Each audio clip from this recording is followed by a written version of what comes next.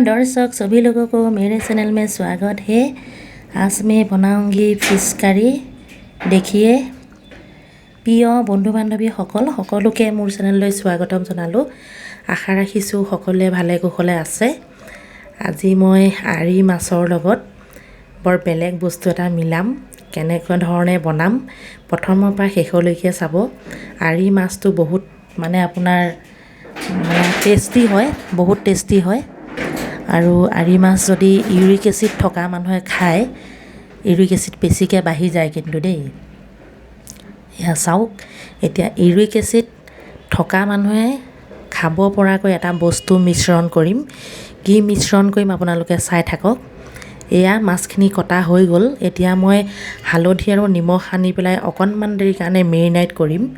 আধা ঘণ্টাৰ কাৰণে এনেধৰণে ৰাখি দিম। হালধি নিমখ সানিলোঁ সুন্দৰকৈ। এয়া চাওক, আৰু আৰি মাছখিনি বনাবলৈ কি কি যোগাৰ কৰি লৈছোঁ চাওক। কেঁচা ধনিয়া, পিঁয়াজ সৰু সৰুকৈ কটা, নিমখ আৰু আদা নহৰু পিচি লৈছোঁ অকণমান। এয়া আদা নহৰু পিচি লৈছোঁ। সকলোখিনি এনেধৰণে গোটাই লৈছোঁ। এতিয়া মই কেনেধৰণে বনাম প্লিজ আপোনালোকে প্ৰথমৰ পৰা শেষলৈকে চাব, তেতিয়া বুজি পাব। আনফালে মই এয়া কল পচলা গুচাই আছোঁ। কল পচলাটো মিহি মিহিকৈ কাটি ল'ম।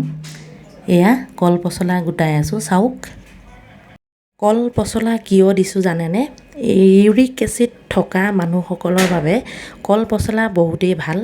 সেয়েহে এই মাছটো আপোনাৰ যিসকল ইউৰিক এচিড আছে তেওঁলোকে যদি খায় যথেষ্ট বাঢ়ি যায়। মোৰ ইউৰিক এচিড আছে, সেয়েহে মই এই মাছটোৰ লগত আজি কল পচলা দি বনাম। খাবলৈ বহুত টেষ্টি হয়। আগতে মই কেইবাবাৰো খাইছোঁ। আজি ভাবিলোঁ কেমেৰাত বন্দী কৰি আপোনালোকক দেখুৱাওঁ কল পচলা আৰি মাছ কেনেধৰণে বনায়।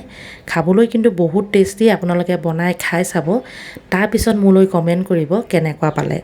তেলখিনি গৰম কৰি লৈছোঁ। এতিয়া মই মাছখিনি ফ্ৰাই কৰিম। এয়া চাওক, মাছখিনিক একদম তাজা তাজা মাছ। এয়া চাওক কেনেধৰণে ফ্ৰাই কৰিছোঁ। অকণমান দেৰিহে ফ্ৰাই কৰিম, একেবাৰে ফ্ৰাই কৰি নেপেলাওঁ, হাফ ফ্ৰাই কৰিম। আপোনালোকে চাই থাককচোন। এয়া আৰি মাছ টেঙা দি খায়ো ভাল লাগে। আৰি মাছ টেঙা দি কেনেধৰণে বনাইছিলোঁ সেয়া ভিডিঅ' মই দিয়া আছে। সেয়েহে মই আজি দিছোঁ কল পচলাৰ লগত বনোৱা। কল পচলাৰ লগত আপোনালোকে মাছ খাই নেখায় নাজানো, মই কিন্তু খাওঁ, সেয়েহে বনাইছোঁ। মাছখিনি এনেধৰণে লৰালেও ভাগি নাযায়। কিয় ভাগি নাযায় জানেনে? মাছখিনি বহুত তাজা মাছ। যেনেকৈ ভাজি লৰাই তেনেধৰণে ভাজিছোঁ চাওক, তথাপিতো ভাগি যোৱা নাই, ভাগি নাযায়। ইয়াত আৰি মাছৰ মাথা আছে, ফিচা আছে, এয়া মাছ আছে, গোটেইখিনি দেখাই দিছোঁ আপোনালোকক। প্ৰথমতে মই হাফ ফ্ৰাই কৰি ল'ম, তাৰ পাছতেহে আপোনাৰ কেনেধৰণে কি কি দিম সকলো দেখুৱাই দিম। আপোনালোকে চাব আৰু এনেধৰণে বনাই খাই চাব। এটা কথা কিন্তু কৈ থলোঁ, যিসকলৰ ইউৰিক এচিড আছে এনেধৰণৰ ডাঙৰ মাছ খালে ইউৰিক এচিড বাঢ়ি যায়। তাত আপোনাৰ পৰিত্ৰাণ পাবলৈ কল পচলা মিলাই খাব, একো প্ৰব্লেম নাপায়। এতিয়া মই সেয়েহে কল পচলা মিলাই কেনেধৰণে বনাম আপোনালোকে চাই থাকক।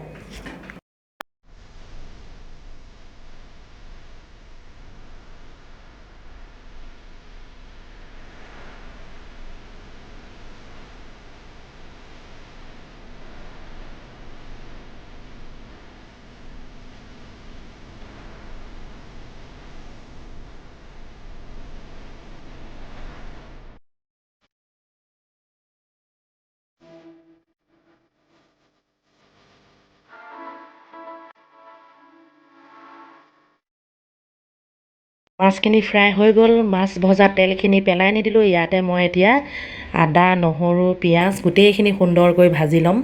এয়া আদা নহৰু পিঁয়াজ এনেধৰণে ভাজি আছোঁ। এইখিনি মাছৰ তেল হয়, সেয়েহে অকণমান এনেকুৱা ধৰণৰ দেখাইছে। চাই থাকক আপোনালোকে।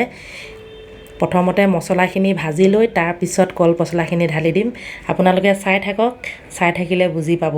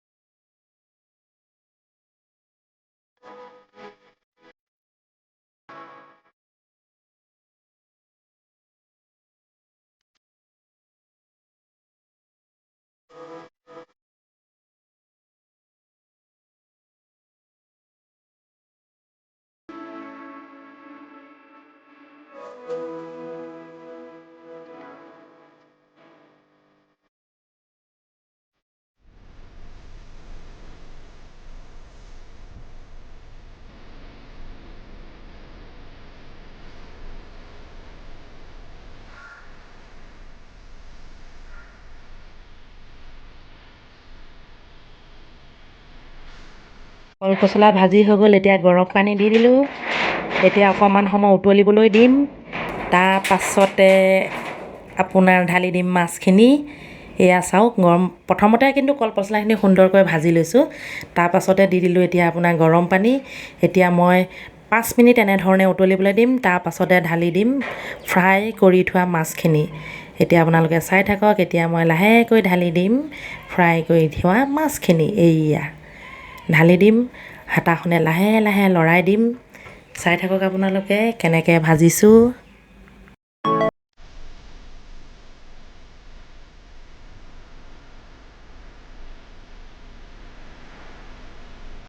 পাঁচ মিনিট উতলাৰ পাছত এতিয়া মই দি দিলোঁ কেঁচা ধনিয়া পাত। খাবলৈ হৈ গ'ল, চাওকচোন, খাব পৰা হৈ গ'ল। কেঁচা ধনিয়া পাত দি দিলোঁ। এতিয়া আৰু 2-3 মিনিট উতলাম, তাৰ পাছতে লাহেকৈ নমাই দিম। প্ৰিয় দৰ্শক, আৰি মাছ আৰু কল পচলা দি ৰান্ধিলোঁ। কেনেকুৱা লাগিলে প্লিজ কমেণ্টত জনাব। আজিলৈ আহিছোঁ। সকলোকে মৰম আৰু সম্ভাষণ জনালোঁ। প্লিজ আপোনালোকে কমেণ্ট কৰিব। আৰু যিসকলৰ ইউৰিক এচিড আছে তেওঁলোকে এনেধৰণে ডাঙৰ মাছেই হওক বা যিকোনো মাংসতে কল পচলা দি খাব। সঁচাকৈ ইউৰিক এচিডৰ একো অসুবিধা নাপায়। আজিলৈ আহিছোঁ। Bye bye.